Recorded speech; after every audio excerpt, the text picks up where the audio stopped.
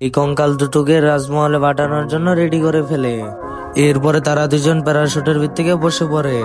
তাদেরকে রাজমহলে পাঠানো হয়েছিল একটা হীরার টুপি আনার জন্য। কিছুক্ষণের মধ্যেই তারা রাজমহলে পৌঁছে যায়। সেখানে গেলে তারা দেখতে পায় রাজমহলের গেট বন্ধ হয়ে আছে।